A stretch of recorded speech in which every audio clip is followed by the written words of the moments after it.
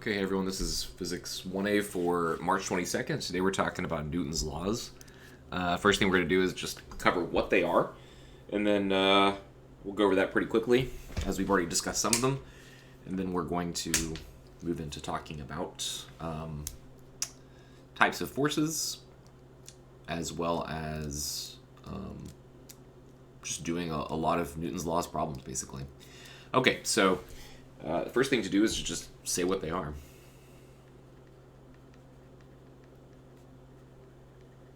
I think I'm zoomed in a little bit too far here. Zoom in a little bit. Okay, so Newton's first law.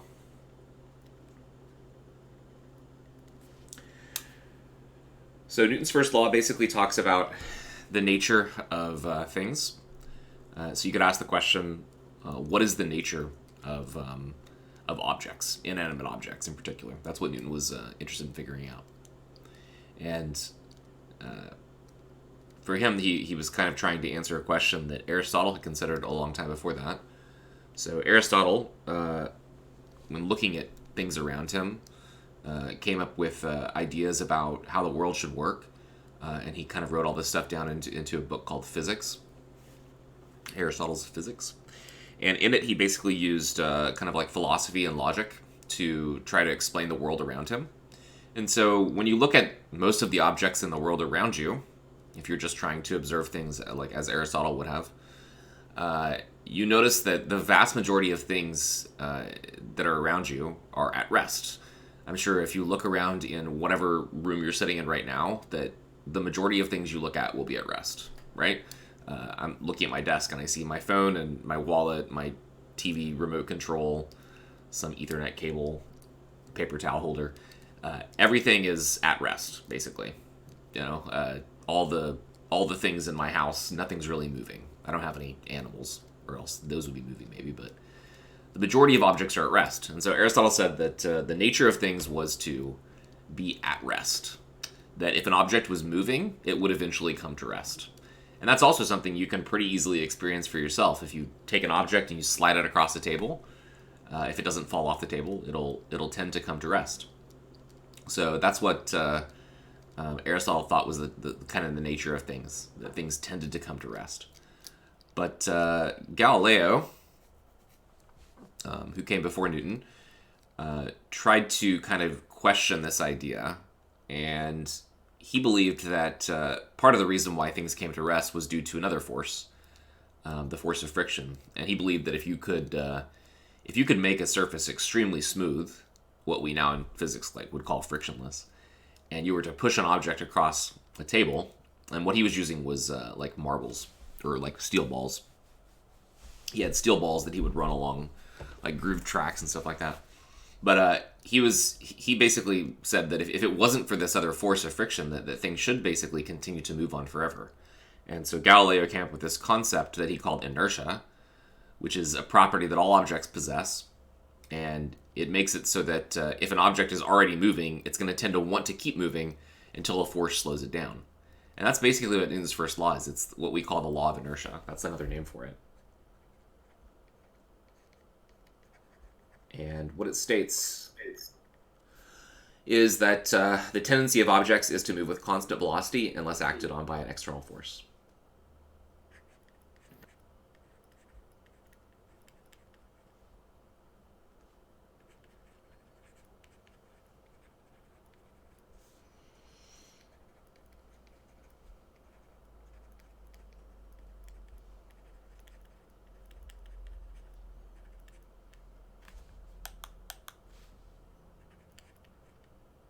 I guess I should say until.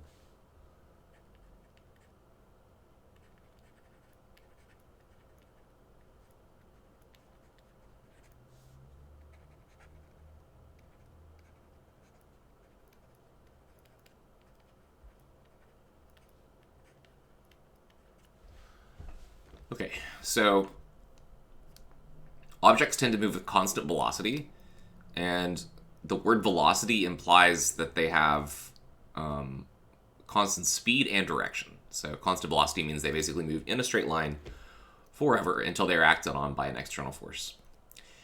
And on Earth, it is pretty hard to experience the truth or validity of this. And this is part of why Aristotle got it wrong. On Earth, there are so many different forces that impede motion. When you're traveling in your car along the road, you get yourself up to a certain speed, right? Let's say you're driving along the road at 70 miles an hour. If you let off of the gas, your car will keep going in a straight line, assuming you don't move the steering wheel or anything like that. But eventually your car will slow down, right? Because the car is subjected to things like drag force and friction. And there's also internal forces inside of the wheels as they turn that are going to cause the car to slow down. It's pretty hard to experience exactly this idea on Earth. Another example would be what we talked about in the last chapter. If you throw a ball through the air, it doesn't move in a straight line. We found out that it moves along kind of a parabola as it travels through the air. And that's, of course, because it's affected by gravity and drag, right? So it's really hard to create a situation in which you have an object that is not acted on by an external force. Most objects are always feeling forces, right? But if they weren't, then they would kind of tend to move with a constant velocity. And it's important to understand that because when we're trying to ascribe, how something is moving,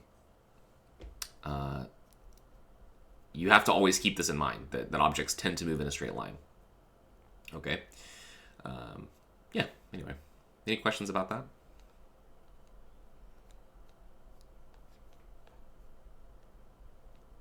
Yeah, we call this tendency that objects have inertia. Pretty much anything that has mass. Does it relate to a perpetual motion engine? Yeah, in a way, I suppose so. So a perpetual motion engine or perpetual motion machine would be an object that once you started it moving, it would continue to move. But usually with perpetual motion machines, they kind of have to tend to move in some type of a circular motion, like some kind of repetitive circular motion or something like that. A perpetual motion machine would be something where once it starts moving, it never stops moving. But this is not the same idea. Although I can see why you would see how they sound kind of similar. A perpetual motion machine has to basically kind of repeat some cycle, right? It has to be like, an object that continually turns in a circle. And according to the laws of physics, things like this are impossible to construct because there's always going to be some kind of loss of energy in any type of machine that you make. Anyway, okay. Any other questions about the first law? So if you have an object, like let's say a ball, and let's say it's traveling through space, and it's nowhere near any planets, it's nowhere near any stars or galaxies or anything like that. It's just in the vast emptiness of space in between the galaxies. If you give it a constant velocity, then it will basically just keep moving along that line until it's interacted upon by another thing. Such as if it happens to get close to a planet, its trajectory is going to be changed in some way. But that is the natural state of objects. Now, part of how we know that this is true is related to some things that we learned about in the last chapter. We talked about relative velocity. We talked about frames of reference, right? And for an object that moves at a constant speed, you could always imagine that you're moving alongside of it, and then it would appear to be at rest, right? So these two things are kind of connected to each other. Okay, let's keep going. Newton's second law states basically something that you've probably seen quite a bit. It states what happens when a force acts on an object. So the first law tells you what objects tends to do. The second law tells you what happens when a force actually acts on an object, okay? And the usual way that this is written is basically that force acting on an object is proportional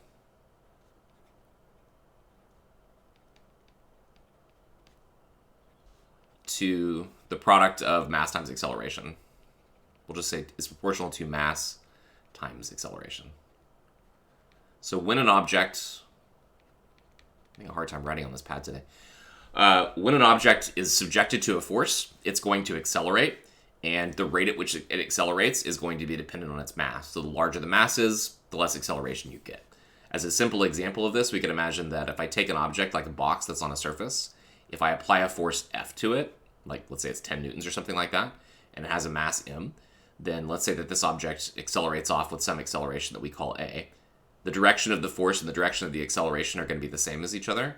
They're both vectors. If I then took exactly the same scenario, but instead of using a box of mass m, I make a box that's twice as big, and say it has a mass of 2m, I subject it to exactly the same force in the first part, then how fast would this object move by comparison to the first one? Or what would the acceleration of the second object be relative to this first one here?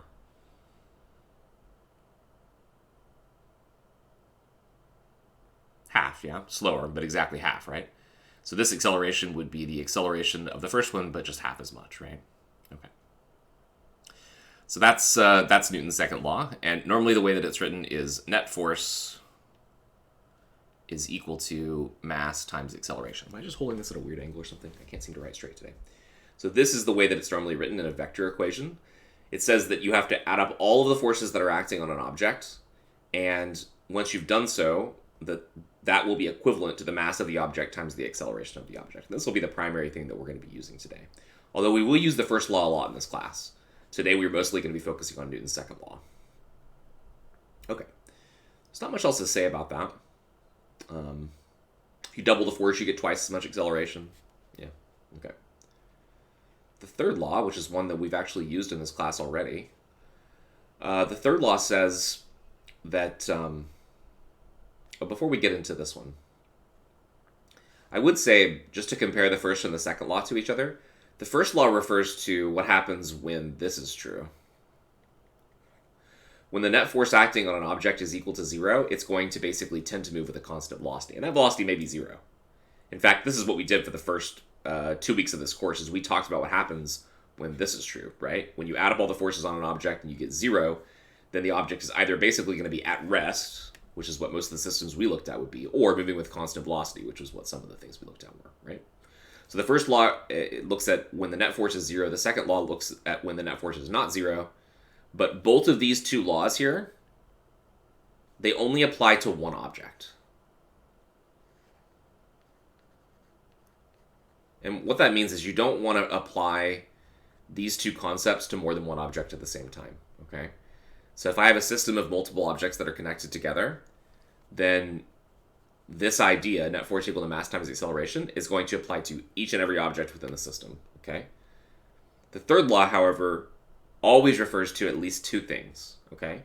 And the third law is often referred to as the action-reaction law, or for every force, there's an equal and opposite force. For every action, there's an equal and opposite reaction. Yeah, that's basically what it is. The way I'm going to say this is basically, what's the best way to say this? For every... let's use the same color.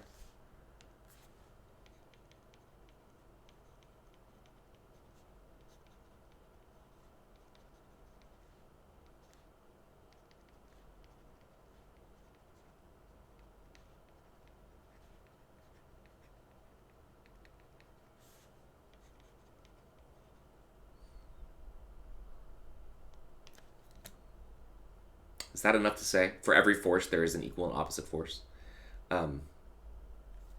One additional thing that I'm going to say with this is that these forces basically form a third law pair.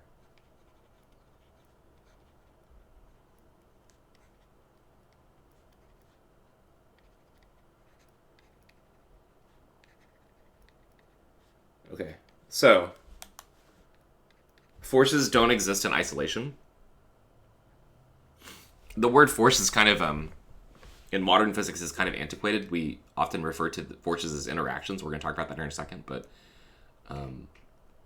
any force that you can identify, any force at all, it doesn't matter what it is, you can always identify an equal and opposite force associated with it, right? So just as a really simple example, if I have a wall right here, and I have a person, I would just do this in the classroom if I was in the classroom. If I push on the wall with some force, right? So I push on the wall with some force in this direction, and I say that's the force of the person on the wall or something like that. You can always do this, right? Every time you describe a force, there are two things associated with it, okay? There's no way you can have a force that's just by itself, okay? As far as we know. And if I say that this is the force of the person on the wall, then there is a Newton's third law pair, which is the force that the wall pushes back on the person with. It goes exactly back this way, which we could call the force of the wall on the person. And what Newton's third law says is that these forces have to be exactly equal and opposite to each other like this. This is the vector form of it. That if I have two objects, the force of the person on the wall is the same as the force of the wall on the person. Or the bowling method? What's the bowling method?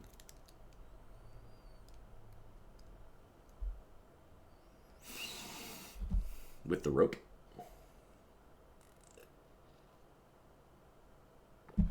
Bowling ball on a rope. You mean like putting a bowling ball on the end of a rope?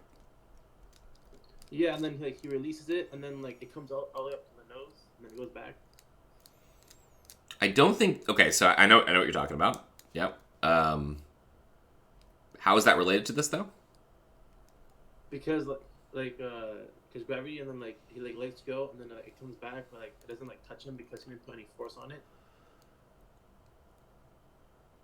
Oh, so you're saying because if you don't push the ball?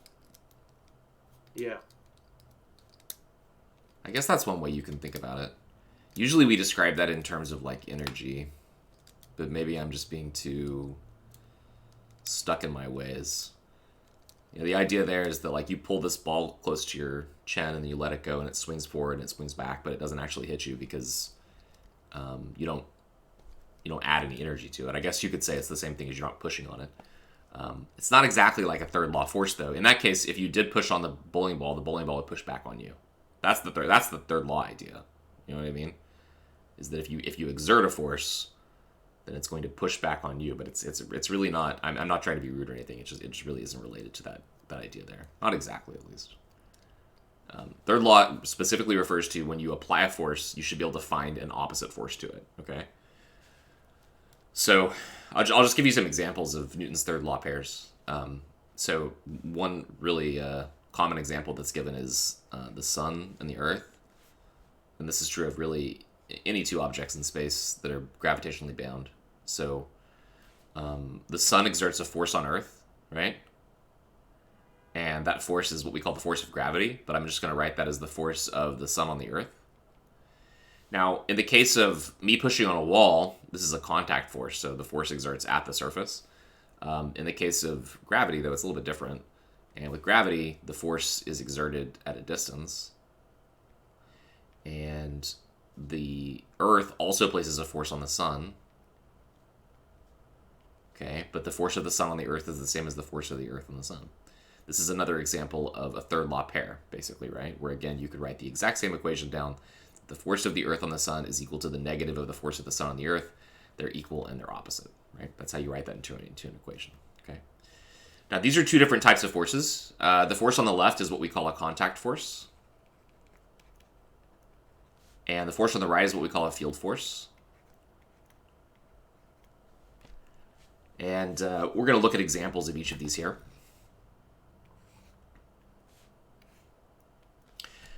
But there's one other thing I wanted to say, and it just kind of slipped my mind as I was talking. Oh. In keeping with this idea of the way that we define forces with the third law, nowadays we basically say the following. We basically say that a force is an interaction.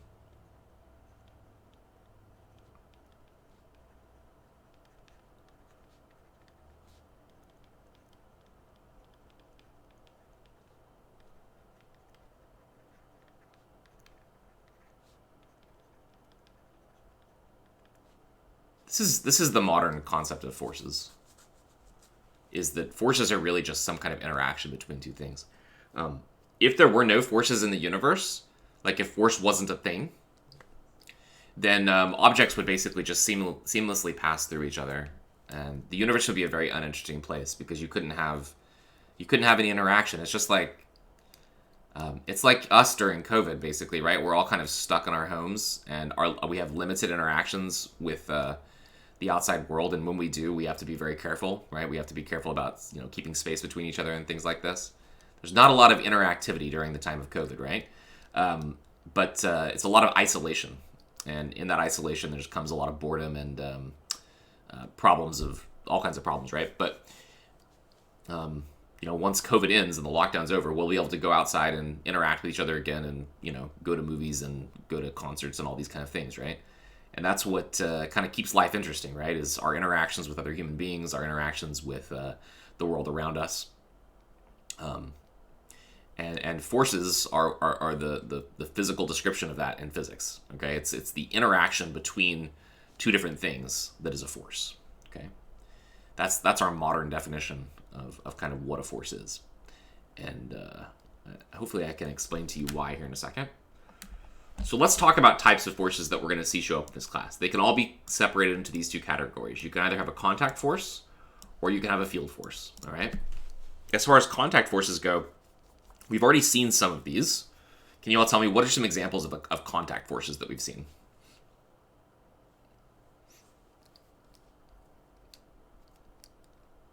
Force that requires physical contact between two objects. Okay, two football players, if they were to collide with each other, would exert a force. Sure. Yeah, friction is a contact force.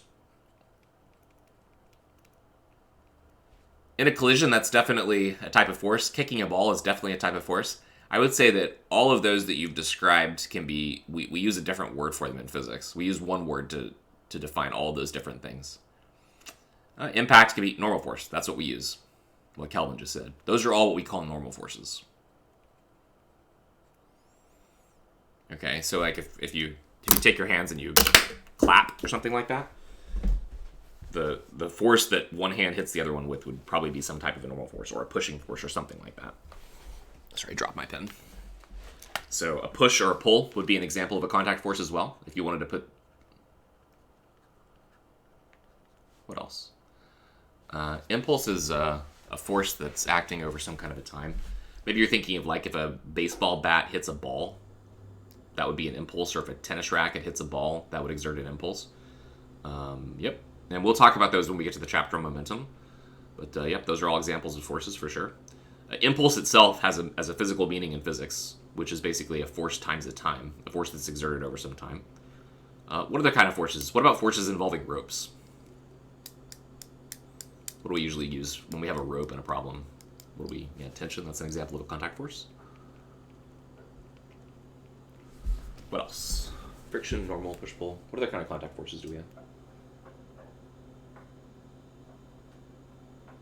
Drag is another example of friction, right? That's another force that we could put in here. You could also put...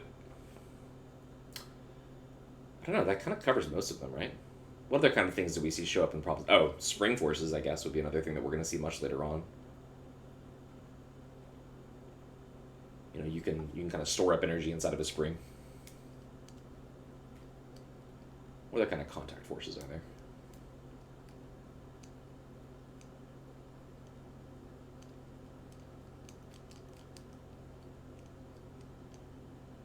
I was thinking about propulsion. Like the propulsion associated with like a jet or your car as you're driving, right? Or a rocket as it lifts off. Your car, as you drive along the road, the force is basically just friction, right?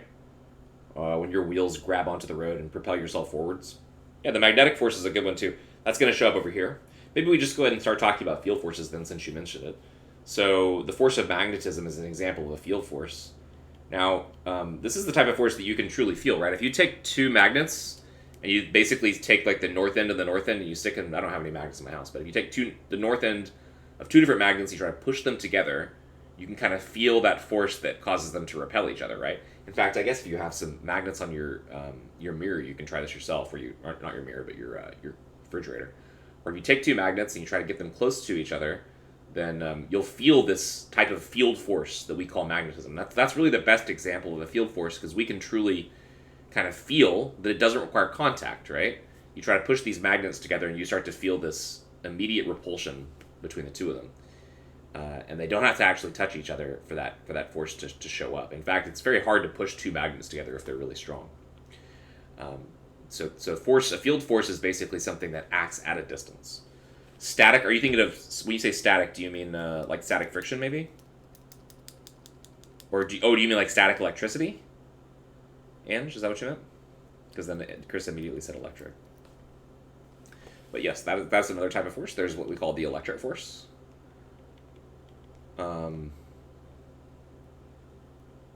Yeah, like rubbing balloons. Yep, exactly. So if you take a balloon and you kind of like rub it on your shirt, if it's dry enough outside, you can push it up against a wall and it'll like basically stick there.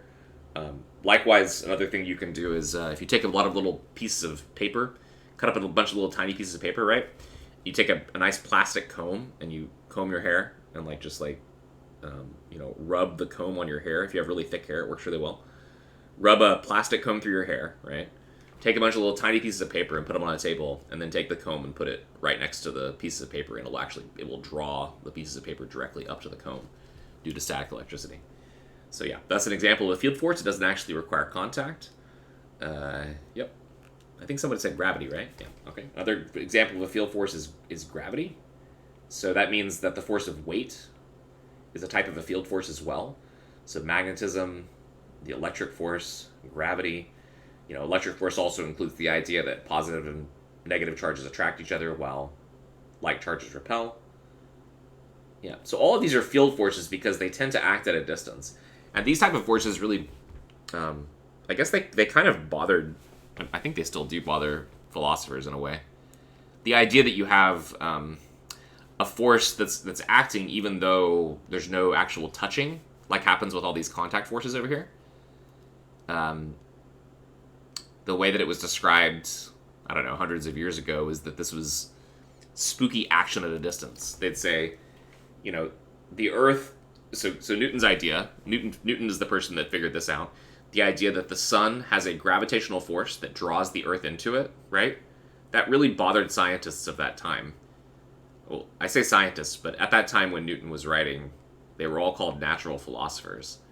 So you had, people that were philosophers of, maybe rhetoric, and maybe philosophers of humanism or moral ideas or things like this. Maybe there were philosophers that thought about religion and God and stuff like this. But you also had natural philosophers, okay? And that's what Newton was, along with being an alchemist. People that basically thought about nature and what caused things to happen in nature, right?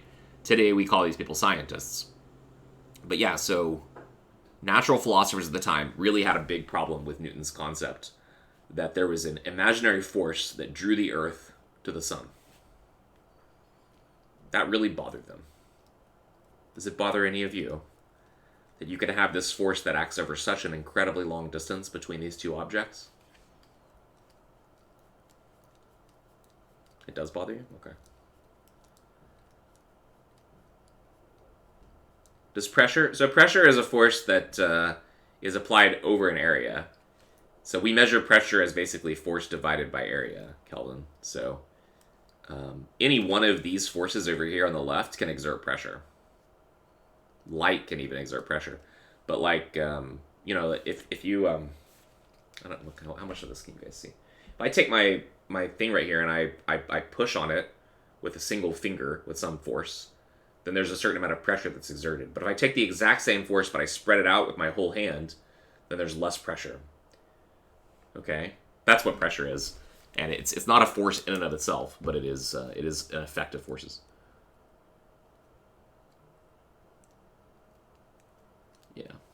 I don't know. Maybe I shouldn't have used the word imaginary. I don't know. But the point is just that it bothered people that this force acted over such a long distance. And so nowadays what we do is... it's not really any different. Nowadays what we do is we use a word that someone said already. Someone mentioned the gravitational field. Right? We say that the sun creates a gravitational field around it, and that the Earth interacts with the field. Okay? I don't know that that's significantly better, but it's it's a little bit better maybe. Okay, so magnetism, electric force, gravity, these are all field forces. There's nothing needed to connect them, but they all construct. There's always a field associated with them. If you take Physics 1C, or you want to go read about electricity and magnetism, you're certain to learn about something called the electric field and something called the magnetic field. These concepts have been very helpful to us in developing an understanding of how electricity and magnetism work, how they're connected with each other, and how they can propagate light waves. So this concept of the field, that an object like the sun creates a field around it that all other objects have to interact with, has been very very profitable in terms of gaining kind of advances in these fields. All right. So is there any gravitational field between two people? There is. It's just extremely weak. It's just really, really, really weak. Yep. We're going to learn about gravitational fields a little bit later, and we're going to find that in order to have any sizable gravitational fields, you need to have a very, very, very large object. Something like a planet, or a sun, or an asteroid. Things like asteroids have extremely weak gravitational fields. Things like comets, the same thing. I don't know how much you all pay attention to like things, whatever, that are related to space and our exploration of it, but did you all hear about that we had this this little lander that we landed on a comet with to study it and to kind of extract some of the material from it? Did anyone hear about that? This was probably 3 or 4 years ago, I think, or something like that. So they tried to land on a comet, okay? And my memory of how this all went down was that the first attempt, they tried to land on it, and they basically just bounced off. Because the comet, it has gravity, but it's so incredibly weak that it's really easy to kind of like fly off of the comet or whatever. Was it a Japanese vessel? It could have been, yeah. Maybe you're right. I don't remember exactly. So in order to like actually stay on the comet, they had to like root the thing to the surface by some type of something that like rooted it to the surface, because the gravity of the comet itself wouldn't actually hold it there. So yeah, you need really, really big objects to create gravitational fields. All right.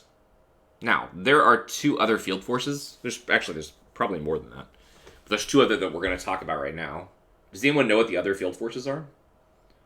So these three were discovered and understood very well by about 1865, and then gravity by about 1915. We had a really good understanding of what gravity is from Einstein. But we learned about two other forces that are what are called field forces. Does anyone know what they are? You may have learned about them in your chemistry class. I don't know. So a black hole is just an object that's very, very massive, Anif, and it has a gigantic gravitational field. It in and of itself isn't really a force, though. So a black hole is really just an object like a star that's really big, but doesn't emit light because it's so massive that light really can't escape from it, basically. So, yeah. In and of itself, it's not like a force. Although, it does have a gigantic gravitational field associated with it, and our galaxy has a very large black hole at the center of it that holds together the whole galaxy, all the different, billions of stars. Is it billions of stars? I think so. You want to know what the other field forces are?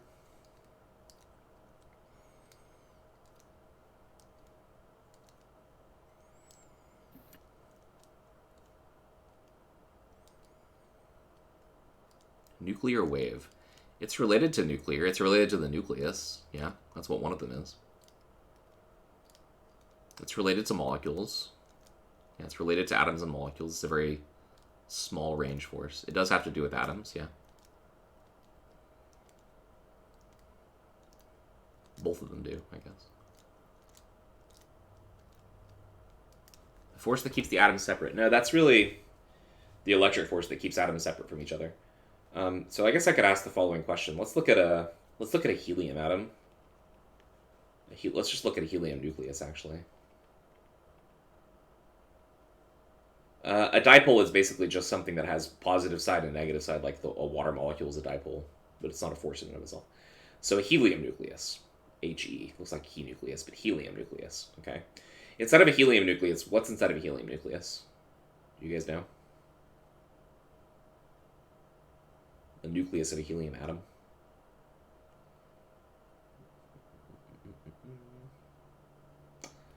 Think about your periodic table. Helium's number 2. What's inside of a helium nucleus? The nucleus of a helium atom. Nope, there's no electrons inside of the nucleus of an atom. Just protons. Yep, there are protons. How many? 2? Yep, there's 2 protons inside of a nucleus of a helium atom. So you've got 2 protons. What else is inside of there? Does anyone know? There's neutrons as well. How many neutrons? 2. Yep. So this is what a helium nucleus is composed of. This is not what it looks like, but this is what it's composed of. It has 2 protons, which are positive, and it has 2 neutrons, which are neutral. Okay? Now, all you need to know about the electric force is what you probably learned in your earliest science class, which is that if I have 2 positively charged particles, what do the positively charged particles tend to do if I put them next to each other?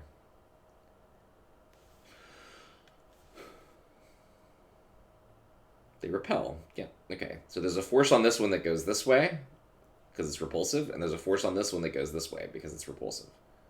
Protons are always positive. Yes, Andrew, that's right. All protons are positive, all neutrons are neutral, and all electrons are negative. Okay, so all of this is what we call a helium nucleus. It could also be called an alpha particle sometimes, if you've ever heard that expression. Now, the thing about this is that the size of this object, okay, the nucleus itself, and I may be kind of off on this, is like this distance right here is on the order of about 10 to, does anyone know how big it is? Or how small it is, I guess, is really the question. It's very small.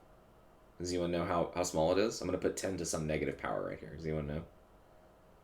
10 to the negative 26. That's a good guess. That's pretty close. It's about 10 to the negative 15 meters, or what we call a femtometer. This is 1 femtometer. That's a 1.5 right there. You don't need to know exactly what that number is. All you need to know is that these things are super close to each other. Okay, and the electric force is dependent on how close together things are. So the electric force, if I was to write it down, all you need to know about the electric force is that it's proportional to 1 over the distance between the particles squared. Okay, so I'm just going to call this distance here r. Okay, it's 1 over the distance between the particles squared, and you actually have to multiply it by a trillion. A trillion? No, a billion. 10 billion. So you take 10 billion. I'm just going to put that in here. 10 to the 10. We'll just put 10 to the 10. You have to multiply by 10 to the 10, and then you have to divide by 1 over r squared, right? Okay, so what do you get? Like, just roughly, does this symbol look familiar to you all? When I write this symbol, do you understand that it means proportional? Which basically just means that this force scales with these things over here on the right, right? You've never seen it before? So I'm going to use it in this right here, this statement, force is proportional to mass. We could write that like this. Force is proportional to mass times acceleration. Okay? When you put an equal sign on there, that means there's no constants or anything like this. Okay? It just means that as the force goes up, the acceleration increases. That's all it really means. What's another example I could use for this that you all would understand?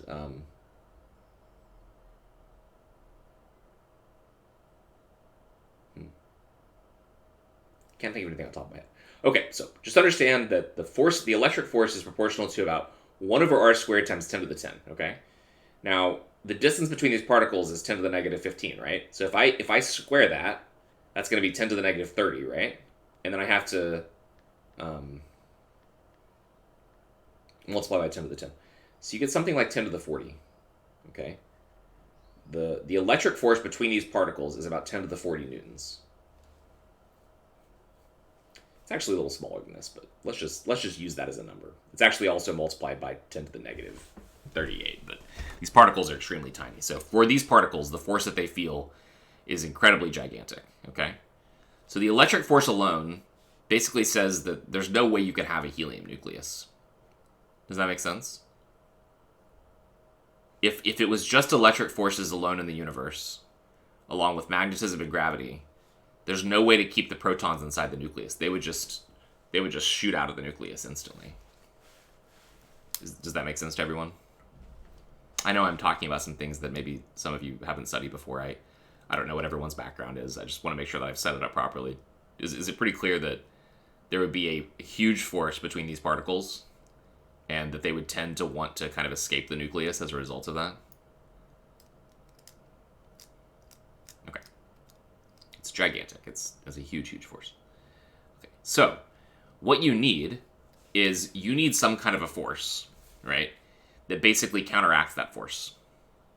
All right? You need a force that basically pulls these things together. But not only them, it also has to pull the neutrons together.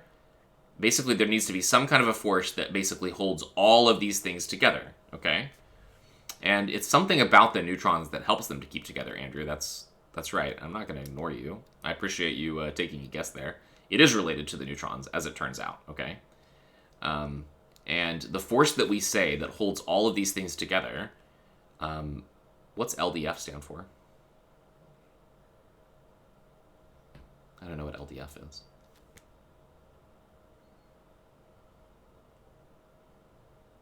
Dispersion forces? London dispersion forces? It's not the same thing, no. And London dispersion forces, that's a good guess, though. London dispersion forces, if I remember correctly, are basically a special case of electric forces. In fact, what you're going to learn here in a minute... Well, okay, let's just keep going. All right, so the force that holds these things all together, we call it the strong nuclear force, or just the strong force for short. I'll write down that it's the strong nuclear force. So nuclear just means that it exists inside of the nucleus of the atom. That's all that it means. So strong nuclear force. Okay, it's called the strong force because physicists aren't very creative, number one.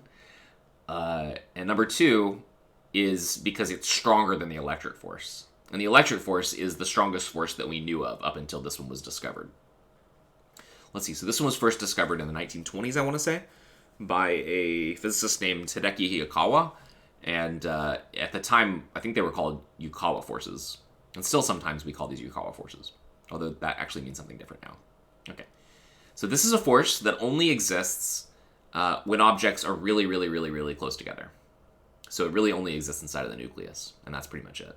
And it binds together protons to each other. It also binds protons to neutrons, and it binds neutrons to neutrons. All of these things are held together by this strong nuclear force, this type of glue that holds the atoms together. And there's even what we call a force carrier, which is called the gluon, that holds these things together. All right. So that's one of the other field forces. And there is one more. Have any of you heard this before? The strong force? The strong nuclear force? Certainly some of you have heard this before, right? Or maybe you haven't. I don't know. This is what I studied in grad school, so I always kind of heard a bit. Okay, so yeah. All right.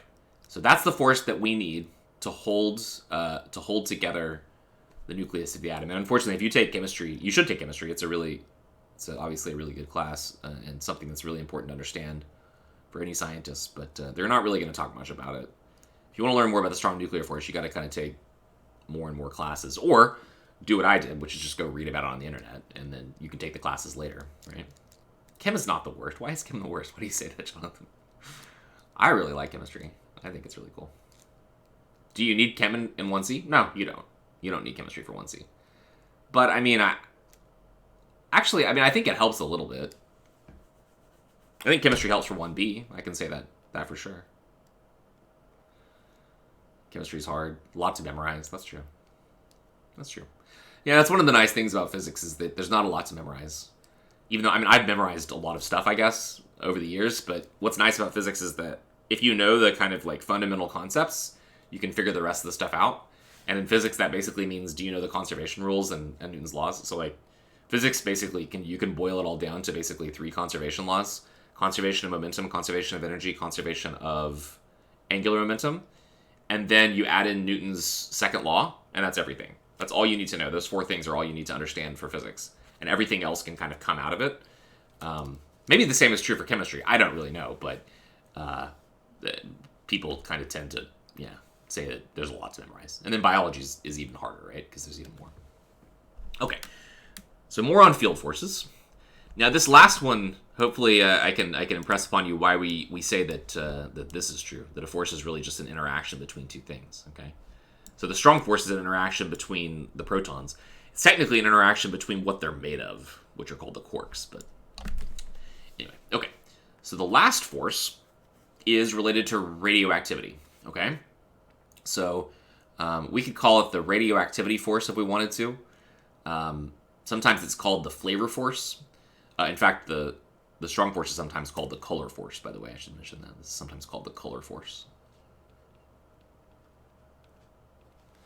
But the other force, so if we've got the strong nuclear force, then there's also something that is kind of it's not like it's opposite or anything like that, but we also have the weak nuclear force. Nuclear force. And the weak nuclear force is basically responsible for radioactivity. It's the thing that makes it so that things can radioactively decay, okay? So just as an example of how this force works, if I have a neutron, so if I start off with a neutron,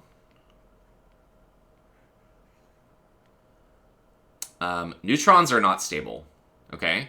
Neutrons have a lifetime. We usually use the symbol tau for these things. I'll just say that this is the lifetime. Neutrons are not stable particles. They're radioactive, okay?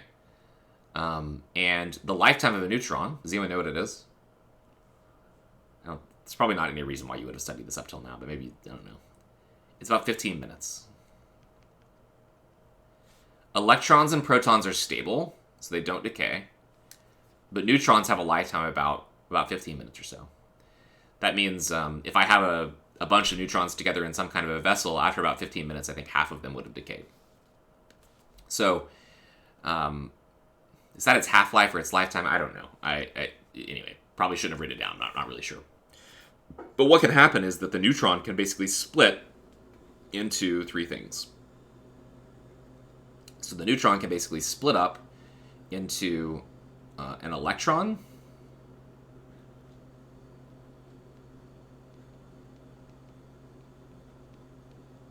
a proton, and also something that's called a neutrino, which is basically a very tiny neutral object, okay? And the way that this happens is through the weak nuclear force. Now, you can write this down just as you would in chemistry as a type of like a chemical reaction, although it's not a chemical reaction, it's a radioactive reaction or something like that. A neutron can basically be turned into a proton, an electron, and then a neutrino. We use the symbol, this little symbol right here, to represent a neutrino, and we have to put a bar above it because it's technically an antineutrino, but that's not really that important. So this probably looks to you somewhat like a chemical reaction that you learn in chemistry, right? Does that look kind of like the way you'd write a chemical reaction in chemistry, where you'd replace all these symbols with just chemical elements, right? Look, Andrew, I know you probably haven't seen chemistry before, but like, I think a lot of people probably have, I would assume. You guys all know what I'm talking about, those of you that have taken chemistry before? You write down equations like this, right? Okay. All right, so this is where calling this a force is kind of weird, right? So I'm saying that the neutron can spontaneously decay. This is a decay where the neutron no longer exists anymore into these things over here on the right side, right? Proton, electron, neutrino. So this is where calling this a force is kind of weird, right? Would you all agree that referring to this as a force is weird, is a little bit strange? To say, oh, it's a force that causes this thing to decay. So that's why normally we call this the weak interaction. We call this the strong interaction, and why a force is really just an interaction between two objects. Is especially for this one, it's really just some kind of interaction that's happening here. Okay, so those are the field forces, and one thing that we know about these is that this one, magnetism and electricity. Probably a lot of you have heard the term electromagnetism, and if you haven't, you've heard the term electromagnet, like the type of thing that's used at a junkyard to pick up cars, that uses electricity to create a magnet that's really strong, that you can use to like pick up really heavy objects. You guys have all heard that term, right? Electromagnet. Maybe many of you have seen like a science experiment that people do really commonly at like science fairs and stuff like that when you're in grade school, where you take a nail and you wrap a wire around the nail, and then you run electricity through it, like connect up to a battery, and you can show that you can make the nail magnetic, right?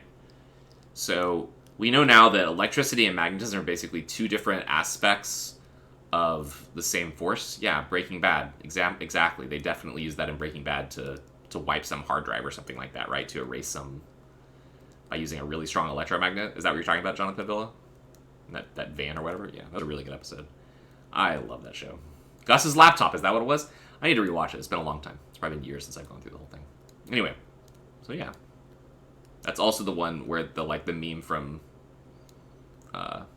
Jesse saying "science, bitch," right? Yeah.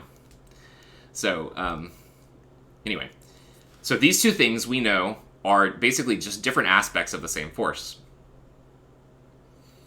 They're different aspects of the same force. Okay, and this was discovered by Maxwell. So really, these two are merged together into something that's called electromagnetism.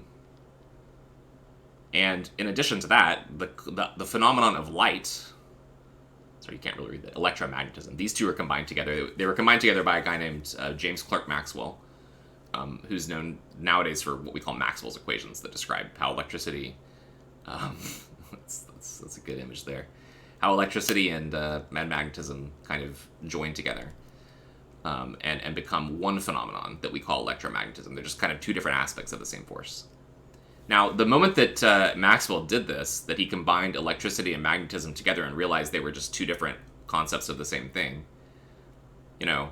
people started to think, oh, well, if electricity and magnetism can be combined together, then maybe gravity can too. Maybe gravity is just another version of these type of forces, right?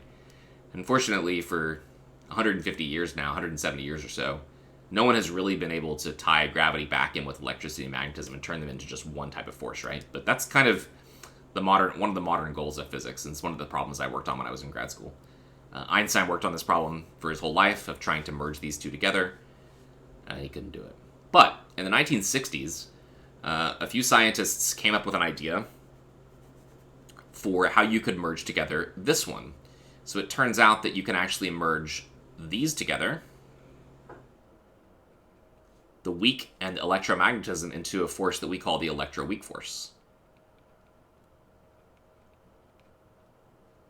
So then we've now combined together magnetism, electricity, and the weak force all into one force. So there's really just two left. There's this one and there's this one.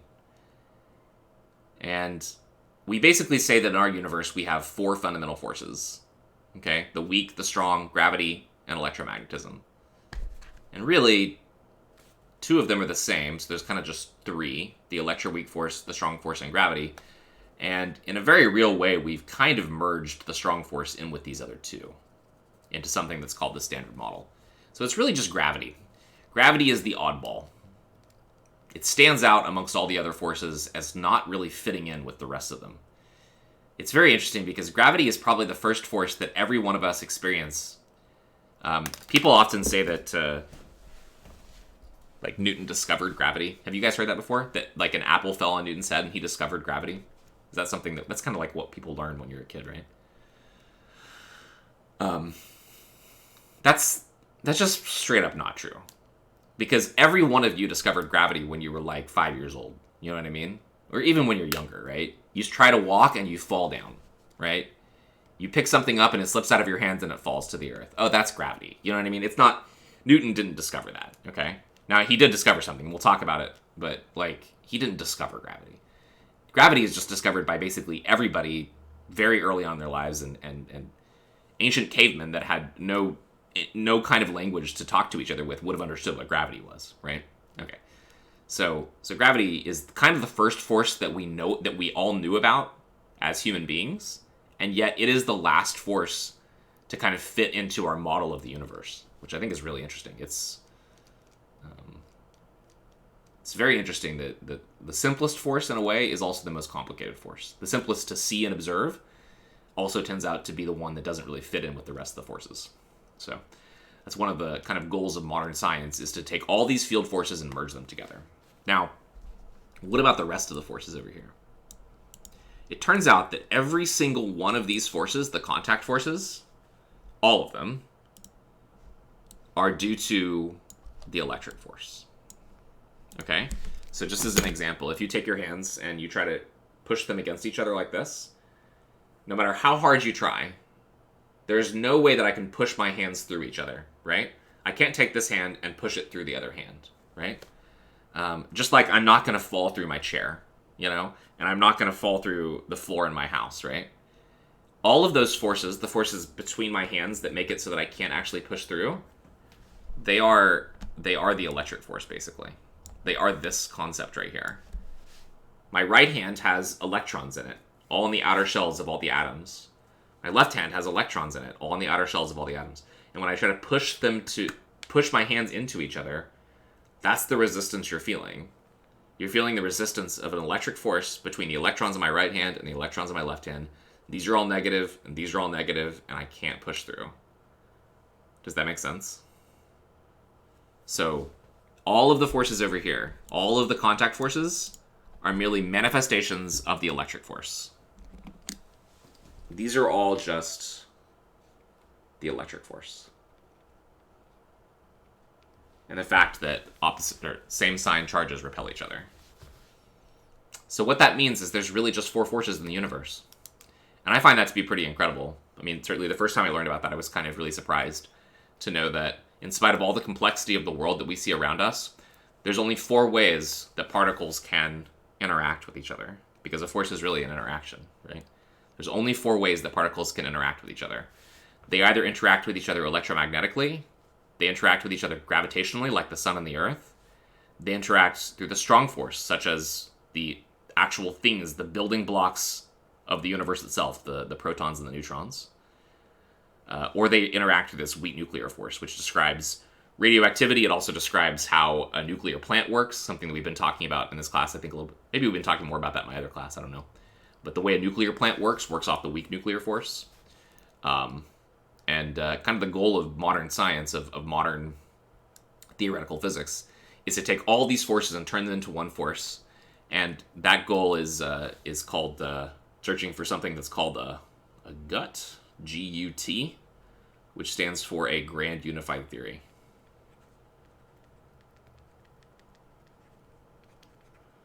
Such a theory would basically unify the ideas of gravity and electromagnetism with each other. And we've been working on this problem for a really long time. And it is a really hard problem. A lot of really, really intelligent people have tried and failed to unify all these forces together. That being said, we have ideas. We have ways you can do it.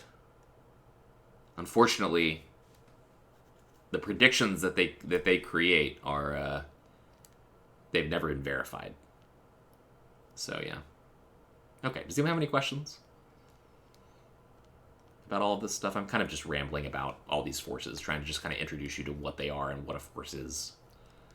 But yeah. You loved my TED Talk, that's funny. Does that make sense why we would want to do this? Why we'd want to take all these different types of forces and merge them into one force? Is that goal? Does that goal make sense to you all? Is that something that's interesting to you all? I don't know. Forbidden math techniques? What is this? Oh, okay.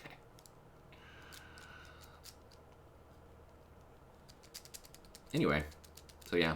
As an example of one of these grand unified theories, one of them that works pretty well, it's called SU5. It's not important that you know what that means, but it's related to linear algebra and matrices and stuff like that. Anyway, it predicts that protons should decay, basically.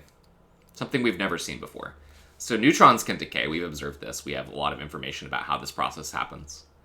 But protons, we believe, are completely stable, and we believe that they don't decay. But one of the predictions of these grand unified theories, one in particular, is that protons should decay, right? So how do you test that? How do you test to see if protons decay? Well, what they do, I find this to be really fascinating. You need a lot of protons if you want to see one decay, because we've never actually observed one decay in the laboratory. So what we need is just a huge, huge, huge quantity of protons, okay? And one place that you can find a lot of protons is in matter. Every piece of matter has at least one proton in it, right? Like hydrogen gas has one proton per atom. Helium gas has two protons per atom. But getting a lot of hydrogen, helium gas, and keeping it in one location is kind of hard because they're gases, so they kind of spread out and they take up a lot of volume, right? So instead, you can just find something else that has a lot of protons in it. And so what they use is water. What they do is they build these incredibly massive tanks of water. I'm talking about tanks of water that are the size of skyscrapers, okay?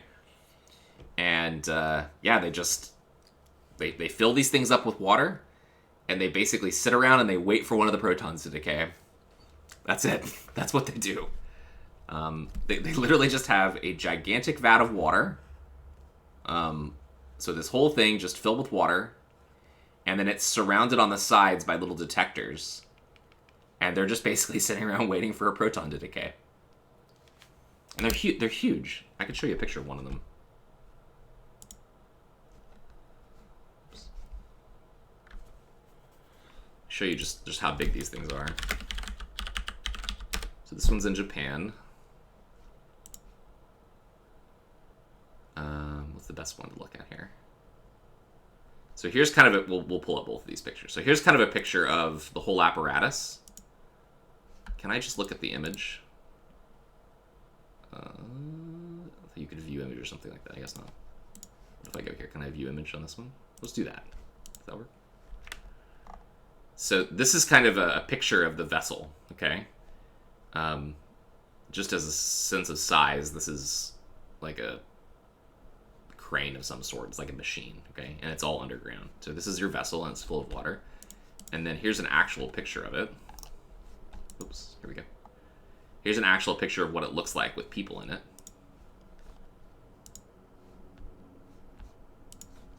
Can I just open image in a new tab? Let's do that. Oh, this one's not exactly a great picture, is it? Is it better when I go to this one? It's not very high image, high res, is it? But these are people in a boat. This is water, and those are all the detectors. There's tons of detectors.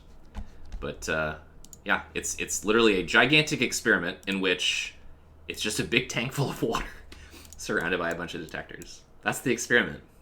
That's the whole experiment. That's it. It's just a big vat of water surrounded by detectors, and they sit around and they wait for one neutrino to decay. That's it. And to give you an idea of what these theories predict, the lifetime of the neutron is 15 minutes, okay? So to give you a sense of scale, the lifetime for the proton that they expect from these theories, okay, what is it? It's something really stupid. It's older than the age of the universe. It's something like 10 to the 20 years or something like this, I think. 10 to the 20. So that's like a billion times a billion years. That's what they think the lifetime of a proton is. Now, that doesn't mean that it actually takes that long for one proton to decay. That's the average. So any one of them could decay any time, right? Yeah, the good old just wait and see technique. I love this experiment. People paid a lot of money to put this thing together. Now, it doesn't just do this. It does other things too, okay? I'm kind of selling it short. It also is a gigantic neutrino detector. But anyway. Okay, so that's kind of our intro to forces and stuff like that. We're going to take a 7-minute break, and then when we come back, we're gonna actually do some problems with Newton's second law and stuff like that. Okay, so taking a break until 3:10.